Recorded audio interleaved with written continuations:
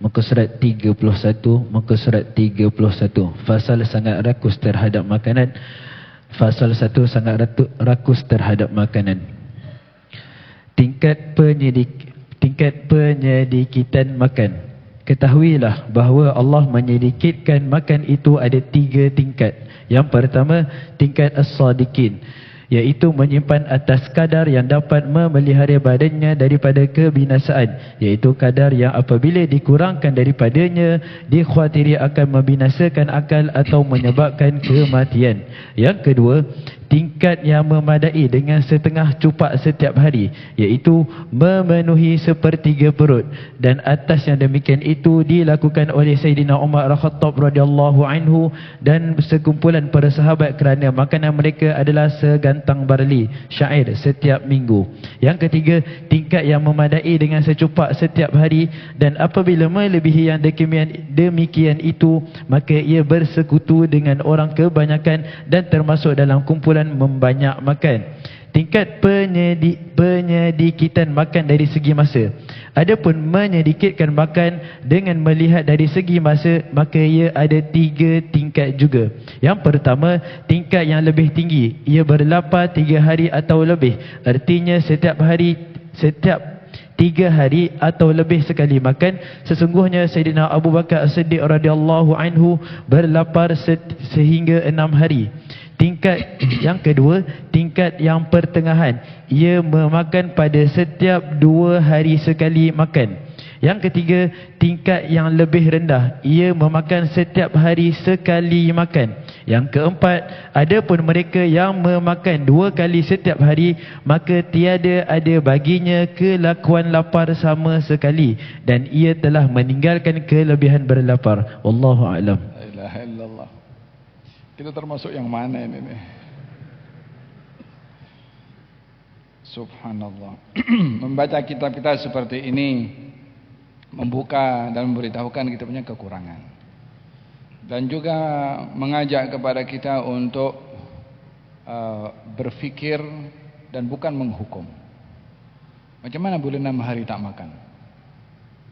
Macam mana boleh ajarkan makan 3 hari sekali?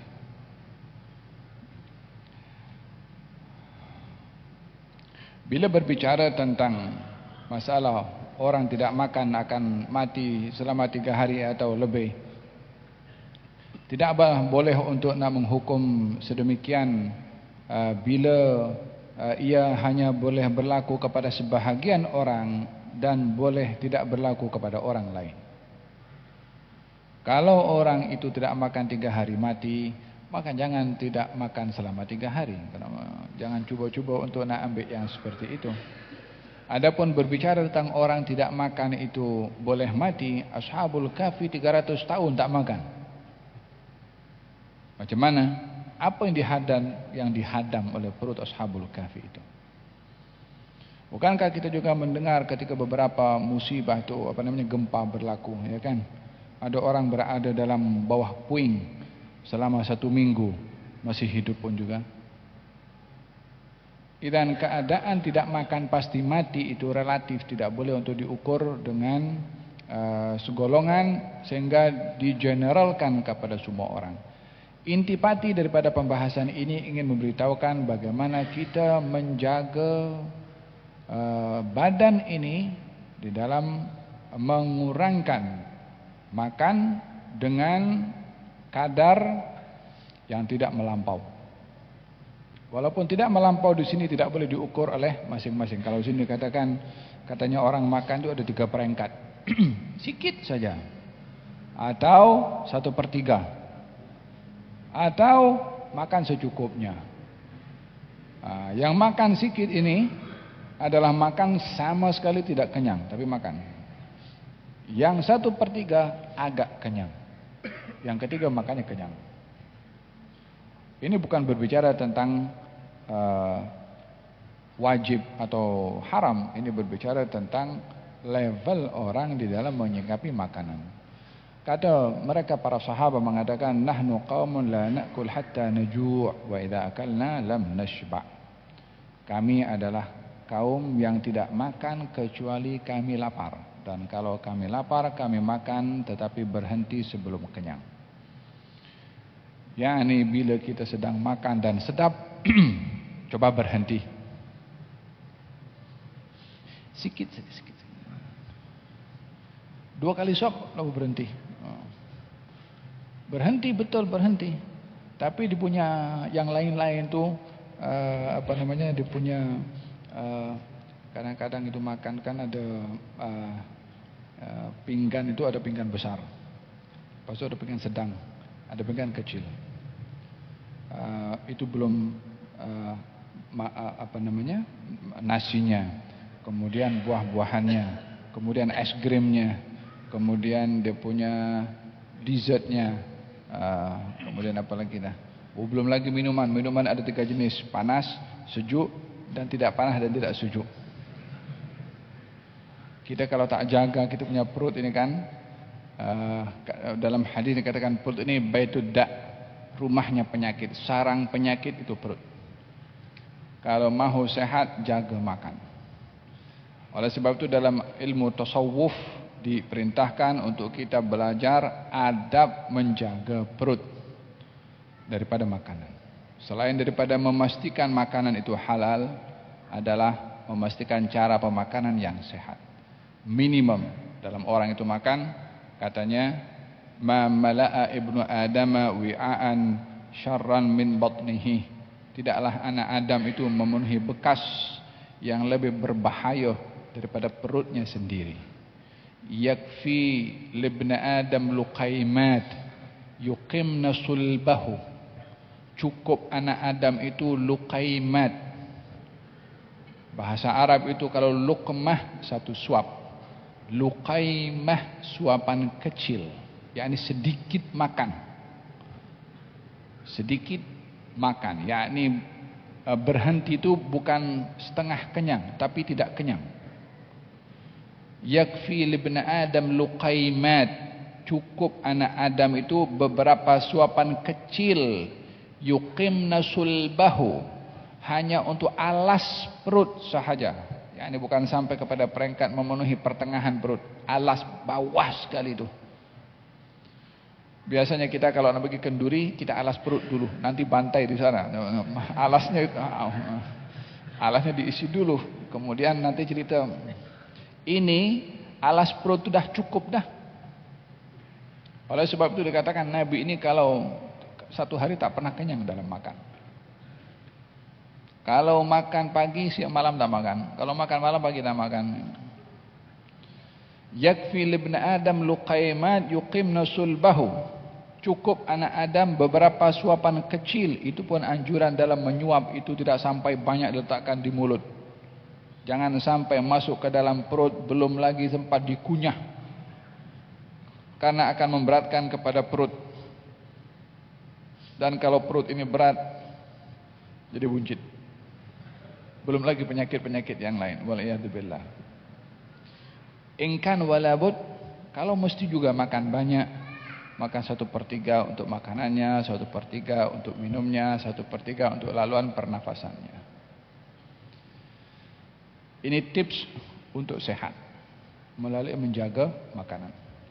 Kalau katanya beberapa disebutkan ada 3 peringkat. Tingkat yang tertinggi sekali beberapa hari ia berlapar 3 hari. Yang tidak makan kecuali sekali sahaja. Seperti diriwayatkan hal ini kepada Sayyidina Abu Bakar As-Siddiq. Bahkan beliau sampai peringkat 6 hari. La ilaha illallah. Tingkat pertengahan makan pada setiap 2 hari sekali. Tingkat yang lebih rendah memakan setiap hari. Tingkat yang lebih rendah ini memakan setiap hari sekali.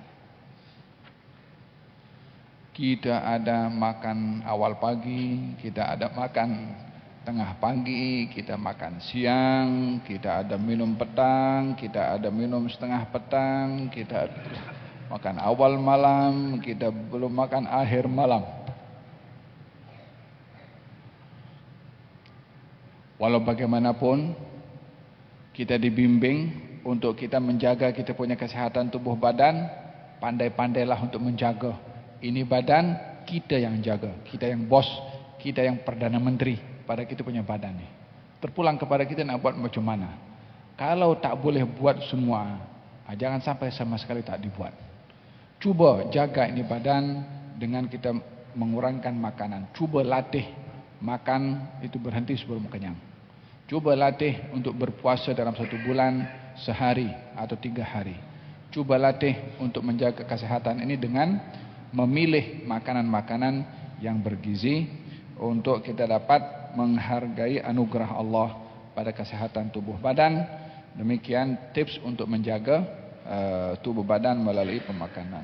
Nah, kalau satu hari baginda Rasulullah makan korma dengan tembikai. Di zaman Nabi pun ada tembikai. Nabi makan korma, orang sama makan tembikai. Ya, ini makan korma dengan tangan kanan, mengambil tembikai dengan tangan kiri, tapi diserahkan kepada tangan kanan sebenarnya. Jadi tangan kiri ini boleh digunakan bukan untuk makan, tapi mengambil makanan. Kalau makan tetap dengan tangan kanan. Katanya yang ini menyejukkan yang ini. Karena korma ini panas, tembikai ini sejuk.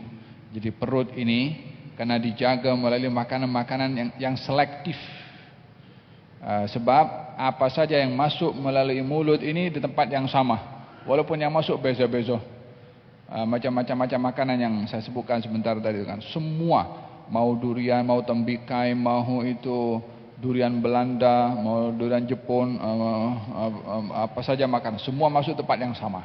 Kalau kita tak selektif, tidak pilih, maka ini akan jadi akan jadi masalah, macam-macam penyakit yang akan keluar daripada perut kalau kita tidak menjaga. Faham tom? Oleh hadza diperintahkan untuk kita menjaga kesehatan dengan pemakanan. Katanya Nabi, ini makanan disejukkan oleh ini, yakni oleh tembikai. Sayyidina Ali baru sembuh daripada sakit, ingin makan korma. Kata baginda Rasulullah, jangan, tak boleh makan. Dibagi minum syurbah, sebab perutnya baru recover. Kalau diberi makanan korma mungkin tak sanggup untuk menghadam, tapi kalau syurbah halus, mudah untuk menghadam. Artinya apa? Nabi ini sangat menjaga kesehatan melalui penjaga pemakanan. Faham tu? Moga-moga Allah Subhanahu Wa Taala anugerahkan kepada kita sehat tubuh badan.